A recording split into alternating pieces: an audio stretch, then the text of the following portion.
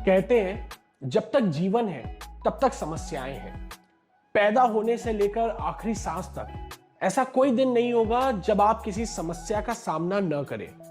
तो problem free life का हवाई सपना देखकर खुद को डिप्रेस मत करो। आओ समझते हैं कि ये प्रॉब्लम होती क्या है। ऑब्वियसली वो जो आपके नॉर्मल फंक्शनिंग में एक रुकावट, एक हिंड्रेंस पैदा करे, वही प्रॉब्लम है। पर लाइफ में रुकावटें तो सबकी आती है, तो क्यों कुछ लोग मंजिल तक पहुंच पाते हैं और कुछ प्रॉब्लम्स को ही मंजिल बना लेते हैं? क्योंकि वो ये डिकोड ही नहीं कर पाते कि किस प्रॉब्लम को एड्रेस करना है और किसको नहीं। वो दिशाहीन होकर दौड़ भाग करते हैं, थकते हैं और बस उस रेशियो में रिजल्ट नहीं पाते हैं। प्रॉब्लम्स ना दो टाइप की होती है, एक कंपलसरी और एक अननेसेसरी।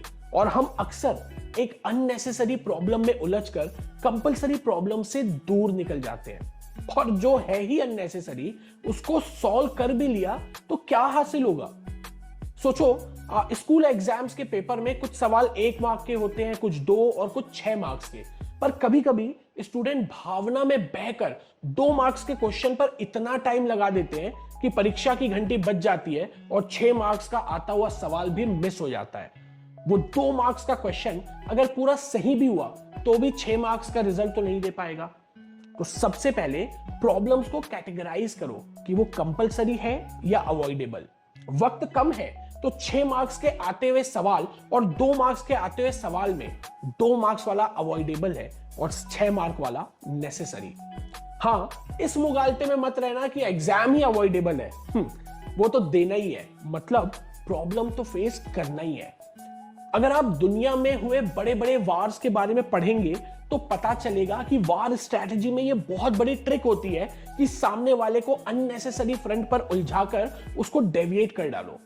इसका बड़ा सटीक उदाहरण मिलता है महाभारत के युद्ध में कि जिस दिन अभिमन्यु का वध होता है, द्रोणाचार्य जब चक्रव्यूह की रचना करने वाले थे तो उनके सबसे बड़ी चिंता अर्जुन थी, क्योंकि वो जानते थे कि अर्जुन इसे भेज सकता है। तो सबसे पहले अर्जुन को उलझाने के लिए सुशर्मा को आगे किया गया, जो त्रिगर्त का राजा था। युद्ध के 12वें दिन, 12th डे, सुशर्मा ने अर्जुन को ललकारा और अर्जुन को युद्ध भूमि के दूसरे छोर पर उलझाए रखा। वो तो पांडवों का भाग्य अच्छा था कि उनके पास अभिमन्यु था, जिससे शायद द्रोणाचार्य भी अनजान थे कि ये लड़का भी इतना डटकर युद्ध कर सकता है। अगर अभिमन्यु नहीं होता तो चक्रव्यूह जैसी बड़ी और अनअवॉइडेबल प्रॉब्लम से अर्जुन का दूर होना पांडवों के लिए बहुत घातक हो सकता था।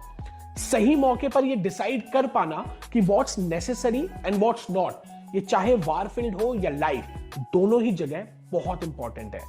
वारफील्ड में ज्यादा क्रूशियल इसलिए है क्योंकि वहां लाइफ और डेथ का डिसीजन देन एंड देयर हो जाता है। और लाइफ में डिसीजन का इंपैक्ट एकदम तुरंत नहीं, पर देर से पता चल जाता है। एनर्जी सेविंग मोड में लाइफ को जियो, मतलब लेजी नहीं बनना है, पर अपनी एनर्जी को सेव करते हुए बेटर प्रोडक्टिविटी के लिए उसको सही और सिर्फ अनअवॉइडेबल प्रॉब्लम्स को एड्रेस करने में खर्च करो। लाइफ का एम सिर्फ लड़ना नहीं है, उस लड़ाई में जीतना है, जिसके लिए बहुत जरूरी है अपना टाइम और रिसोर्स एलोकेशन को ऑप्टिमाइज करना। तो दोस्तों, कहानी का सार यह है कि एफर्ट करते रहना, मेहनत करते रहना एक बात है और सही दिशा में मेहनत करना एक बात है। परेशानियों में उलझकर अपना सारा एफर्ट, एनर्जी खर्च कर दे रहे हो या एक्चुअली सही प्रॉब्लम्स को एड्रेस कर रहे हो? चलो एक मजेदार किस्सा सुनाता हूं और फिर इस वीडियो को एंड करते हैं। एक जंगल में एक बार सभी जानवरों ने मिलकर ना एक सभा बैठाई और वो सभा इस बात पर थी कि यार भाई, इस शेर का कुछ करना पड़ेगा, ये बहुत अत्याचारी हो गया है। जब मर्जी जिसको मर्जी खा लेता है। हम घर से निकलते तो 4 हैं और साला वापस लौटते वक्त सिर्फ 3 हो जाते हैं। तो सब ने मिलकर ये कंक्लूजन निकाला कि अब शेर को जंगल का राजा नहीं मानेंगे।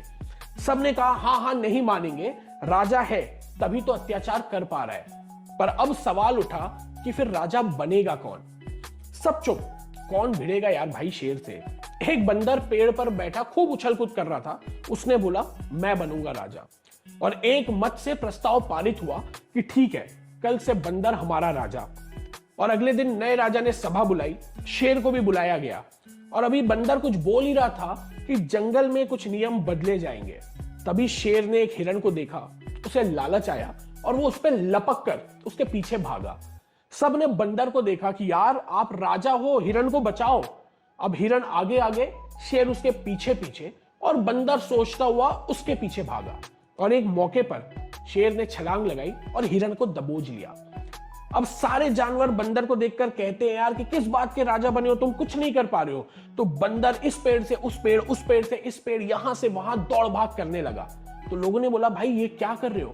तो बंदर ने बोला यार तुमको ये मत लगे कि राजा कुछ कर नहीं रहा है, मैंने भाग दौड़ तो बहुत की है। तो लाइफ में दौड़ने से पहले इवैल्यूएशन करो, अपनी प्रॉब्लम्स को एनालाइज करो, नहीं तो दौड़ने से सिर्फ थकान होगी, सफलता नहीं। और इस बात पर यह वीडियो होता है समाप्त। Make the rest of your life best of your life.